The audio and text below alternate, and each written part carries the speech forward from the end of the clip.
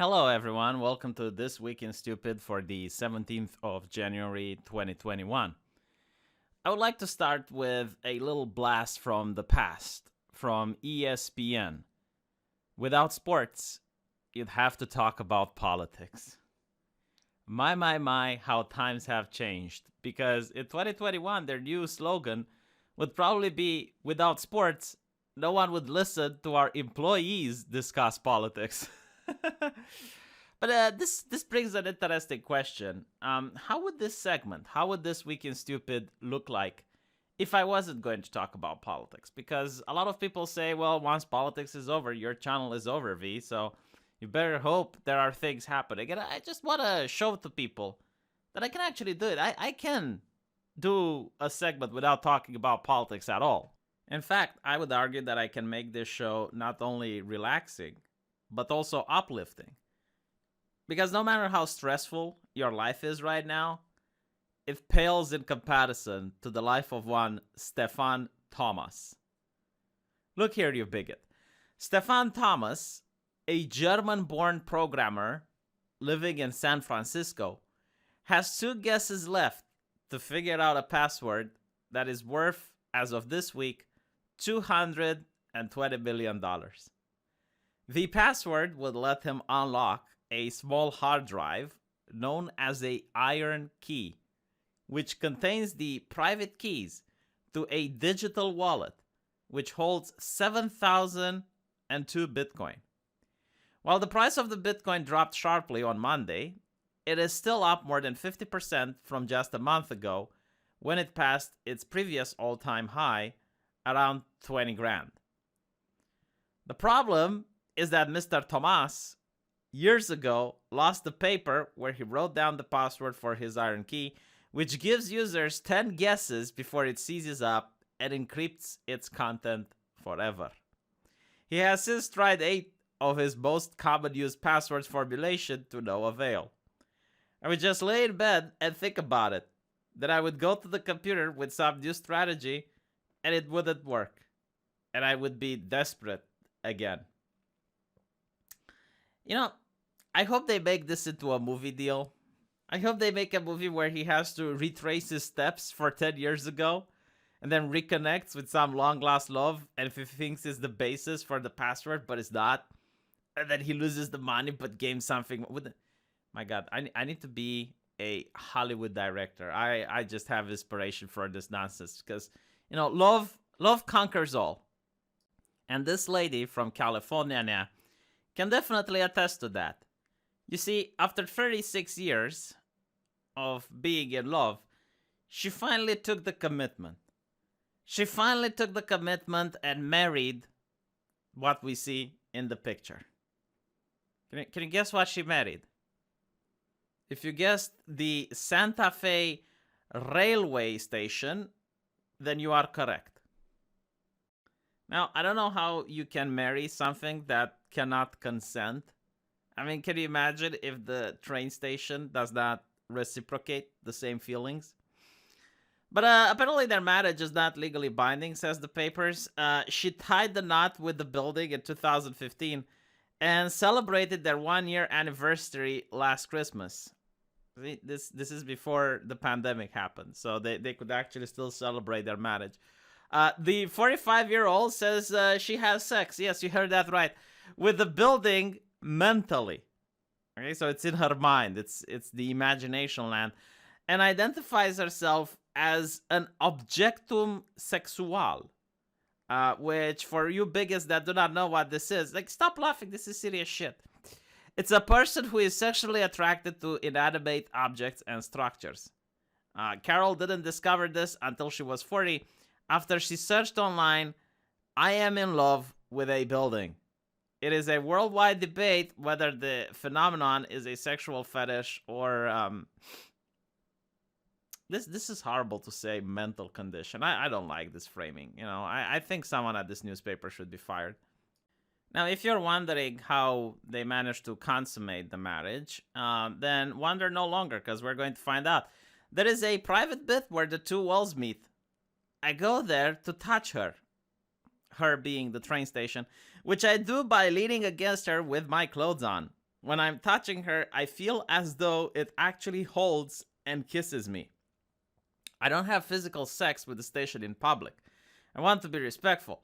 Wouldn't do that with a human in public, so why wouldn't this be a different case? I do have sex with Daedra in my mind when I stand there. I especially like it when I hear the trains rev up their engine. It turns her on. Now, I know what you're thinking. Like, some of you are like, okay, what about the Eiffel Tower? I like the Eiffel Tower. Like, would I be able to marry it? The answer is no. The Eiffel Tower is an objectum sexual already married to Erika Eiffel. So if you happen to be one of these people that are inclined to fall in love with buildings, then you need to hurry up, because the list of available buildings seems to be ever shrinking. Now, for people with more normal and down-to-earth desires, there seems to be a toy in the market called Cellmate. And what this does is it locks around your pork sword and prevents you from having an erection. Now, you might be wondering, like, why am I talking about this? Well, you see, this thing is connected to the internet. It's got Wi-Fi access, which means that in this particular situation, a hacker actually took control of the device. So the hacker said, "Your cock is mine now."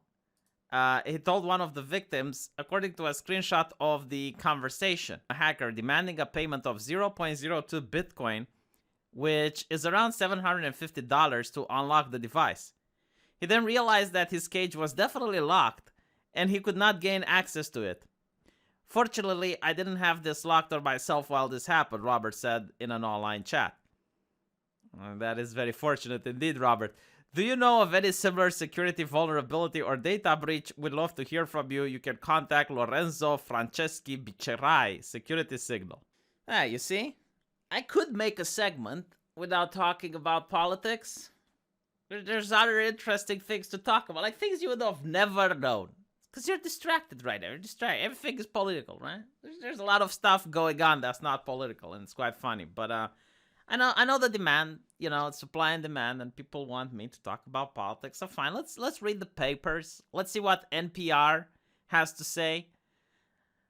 This is from October last year. So why haven't you seen any stories from NPR about the New York Post's Hunter Biden story? Read more in this week's newsletter. We don't want to waste our time on stories that are not really stories.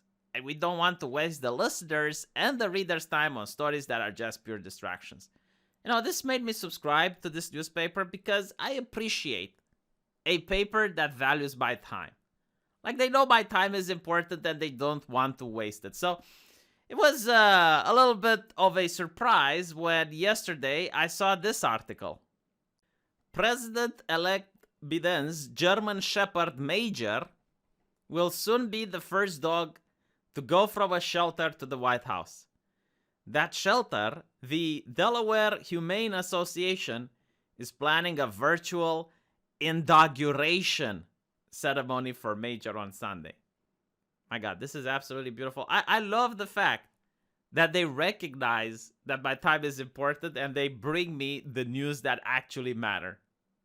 And while we're on the topic of laptops and stories that don't matter, here's a story that actually does matter. White House technician reveals Barron Trump's promiscuous internet history. Can you imagine that? A teenager having a promiscuous internet history. That's just unreal. Former White House staff member and whistleblower. He blew the whistle on this. This required the whistle to be blown. Told journalists of the president's youngest son and his vulgar internet habits uncovered in the White House servers. Vulgar internet habits. Search results included not safe for work content, ranging from homosexual videos. Why is this whistleblower homophobic? I want to know. You're saying that it's a vulgar internet habit and what? Obscene animal content. Oof. Gore. What is gore? What is this? Like Al Gore? Joseph Sienkiewicz started flying some new flags on his Stratford house this week. The U.S. flag, probably obvious reason. Yes, the country's flag, obviously, yeah. And the Nazi. Jesus, Joseph. Holy crap. Boy, like that escalated quickly. That's how American politics are. Things escalate very quickly. 0 to 100. Daily costs. You know what they did? They raised $85,000 for charity. That's a noble thing. Raising money for charity. So what did they buy with $85,000? That's the price of my house. 25,000 roses to Nancy Pelosi. Isn't her net worth like $100 million or something? And they delivered the roses to Capitol Hill, which is only a few blocks away from, actual homeless encampments. But this is very progressive, isn't it? Like this is what I like to see. This is the party that cares about people and their supporters and their backers. Like, yeah, absolutely. If you donate, I don't know, soup to homeless people, does anyone care? No one cares. But if you do this PR stunt, then everyone cares. That is very progressive. That is so much wow. This is how you buy political power in 2021. Because in the past, you had to give something to charity. You had to show that you're virtuous by doing virtuous things. Then we just give flowers. I'm really curious, like, how will she fit all of them in a vase? What is it, vase? Vase? Still, like, how is she watering them? And not to mention, imagine how you're going to dispose of so many flowers.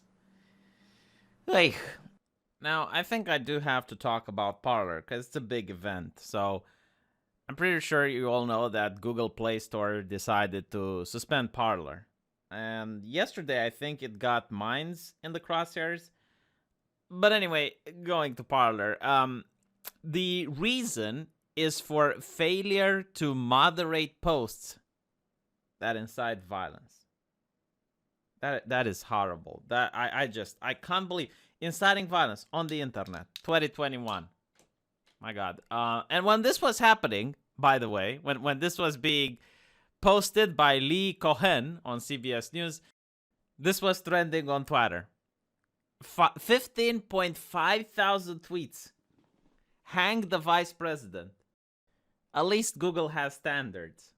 See? Standards. Plural. Couple standards. Yeah, it really is time for standards and make it double, isn't it, with Google Play Store? But you know what? I'll give them the benefit of the doubt. This once. I'll say, maybe Google doesn't know. Maybe Google was very focused on Parler and just didn't know what's going on Twitter. So here's what you need to do, Jack. You need to clean your room before the eye of Sauron of Google sees what you're doing. And I suggest you hire Kristen Clarke, because she's an expert of getting rid of hate. She's such an expert that apparently she is Biden's choice to lead the DOJ Civil Rights Division. So let's hear a little bit about this important woman. Kristen Clarke is Joe Biden's pick to run the Justice Department's enormously powerful Civil Rights Division. Clarke says her job is simple. It's to end hate. But like so many in her world, Clarke is in fact an enthusiastic purveyor of what she claims to fight. Clarke's been on this show several times. A new investigation, though, by our reporters has uncovered shocking, and we don't use that word lightly, legitimately shocking statements that Clarke made in public while at Harvard. In 1994, Clarke wrote a letter to the Harvard Crimson in her capacity as the president of the Black Studies Association. Clarke wanted to explain her views on race science. Quote, "Please use the following theories and observations to assist you in your search for truth regarding the genetic differences between blacks and whites." End quotes. You know it's going to be interesting, and it was. Quote, 1. Dr. Richard King reveals that at the core of the human brain is the locus coeruleus, which is a structure that is black because it contains large amounts of neuromelanin, which is essential for its operation. 2. Black infants sit, crawl, and walk sooner than whites. 3. Carol Barnes notes that human mental processes are controlled by melanin, that same chemical which gives blacks their superior physical and mental abilities. 4. Some scientists have revealed that most whites are unable to produce melanin because their pineal glands are often calcified or non-functioning. Pineal calcification rates with Africans are 5 to 15%, Asians 15 to 25%, and Europeans 60 to 80%. This is the chemical basis for the cultural differences between blacks and whites. And 5.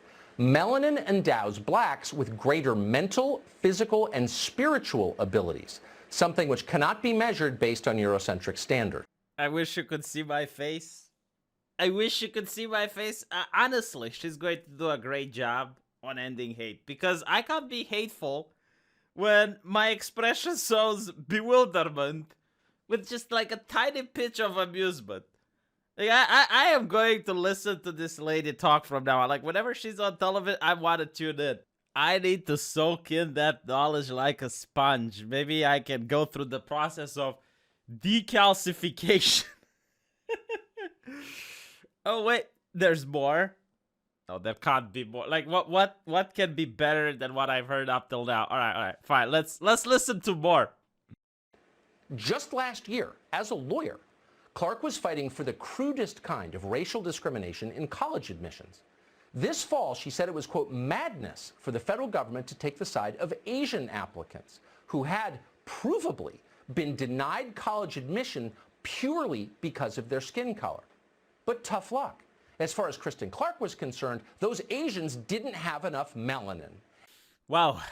It seems that who your parents decided to have sex with is very, very important to 2021 conversations, isn't it? It's very progressive. I mean, this is how arguments are being made right now. You don't believe me? All right, let's watch something together then. Take your hands off me, all right? I'm a transsexual and I'm a gypsy, which makes me a minority of color. Do not do it. It's not going to look good for you, Schumer. It's not going to look good. Oof, take that, Schumer.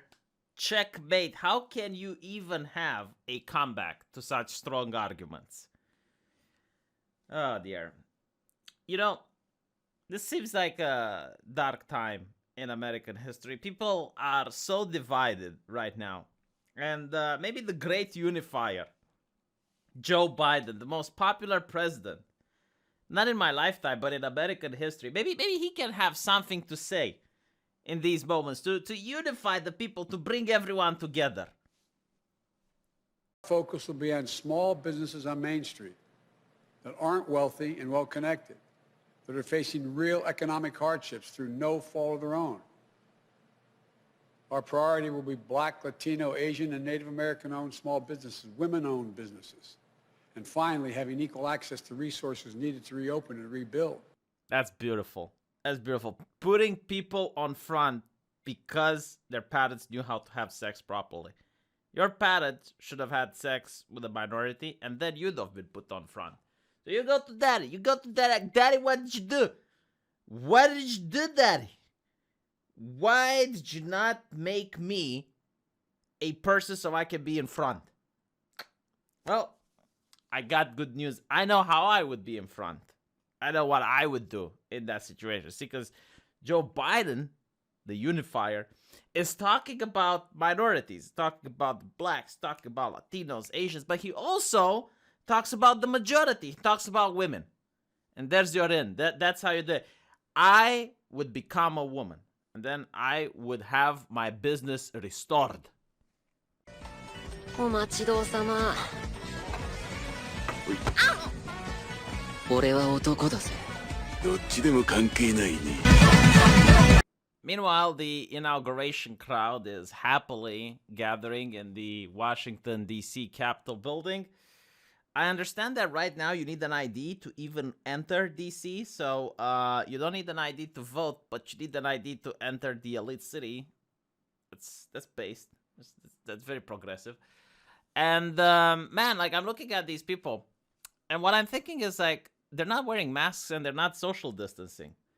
Good thing they're not in a church. Like, if they were in a church, then that would be a problem. That all of a sudden the media would be all up in arms. But because they're just in the Capitol building, that's fine. So that's good. Man, that's depressing. Can American politics get any worse? Like, everyone is up on edge. You know, I'm trying to just make people laugh. I'm trying to say a joke or two, but I'm looking on the internet. Everyone is on edge. Luckily, we got some blue check marks trying to calm down spirits. I mean, conservatives cannot be teachers. Oof. Police officers. Only progressive police officers. Doctors, lawyers, coaches, or bosses. Can you imagine, like, you need a medical emergency, and it's like, oh my God, you cannot let this person treat me. Why not? He's a conservative.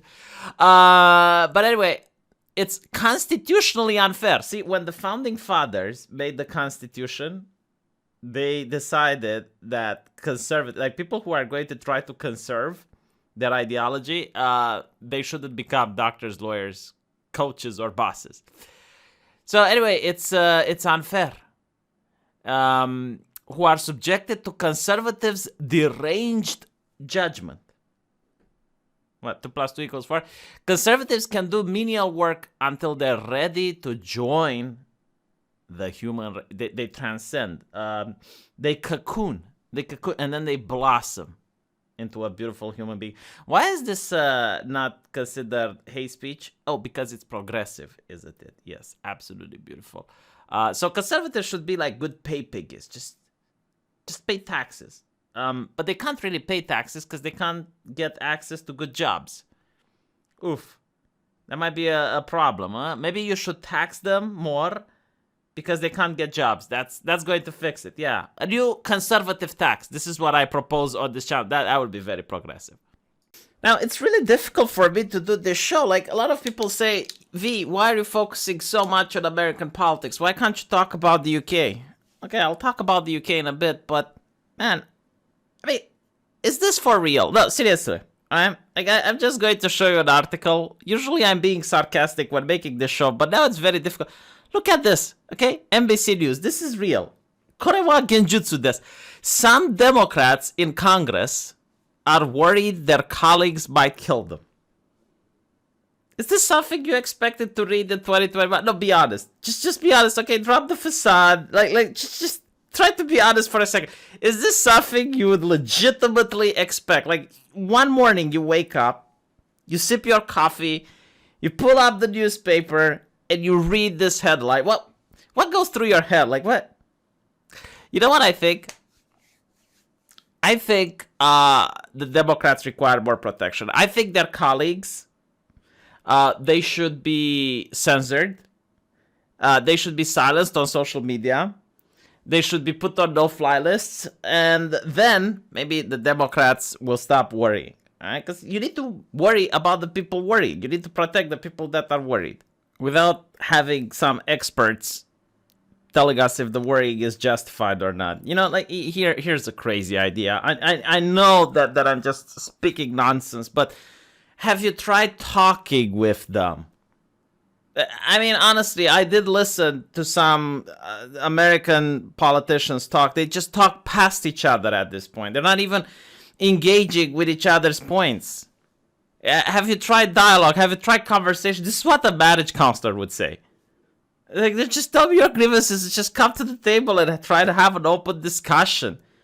My God, this is not normal. And speaking of not normal, do you know how difficult journalists must be having right now? Like, the most difficult job in 2021 is being a journalist, because they probably are asked to find an uncharitable picture of Ted Cruz.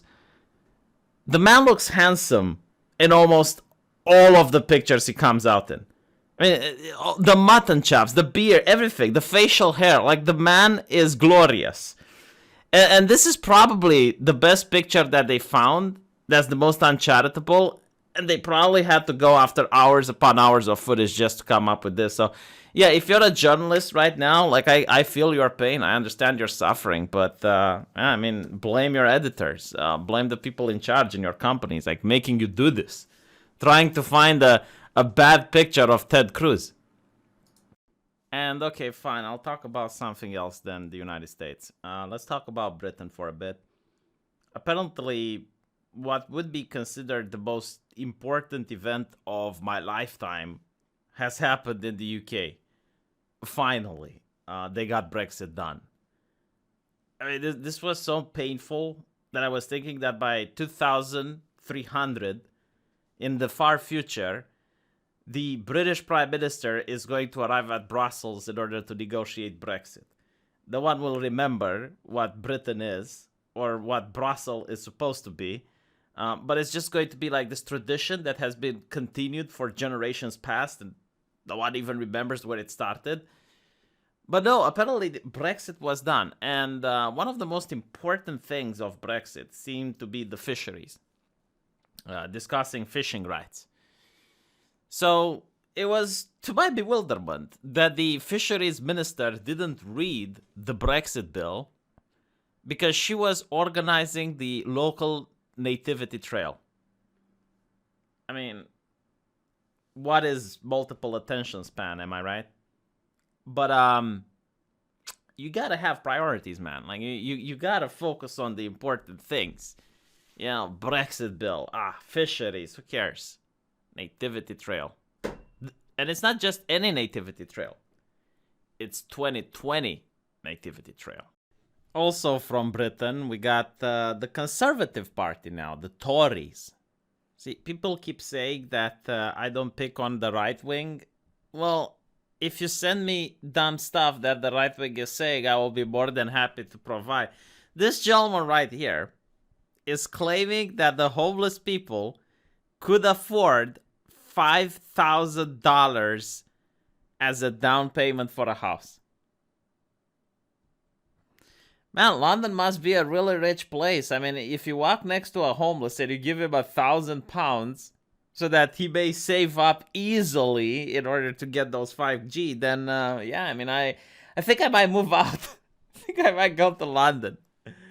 Oh my god. You know, like, if you can save up $5,000, wouldn't you just rent the place? I mean, you wouldn't just try to buy your own. You just rent the place, right? Maybe, you know, like there's those type of people that are couch surfers, but you don't really think about them as homeless. I mean, yeah, okay, maybe they can have a job, and like if you're couch surfing, you can probably get $5,000, but like this is not a good tweet. This is not going to age well. Now, the next story is from India. And I gotta say, I absolutely love it. I adore it because I definitely can see Romanian police doing the exact same thing given the same circumstance. So in India, people have to wear a mask whenever they go outside. And in this story, a police officer apprehended an individual. And they took a picture and they posted it online in order to show the public that justice has been served.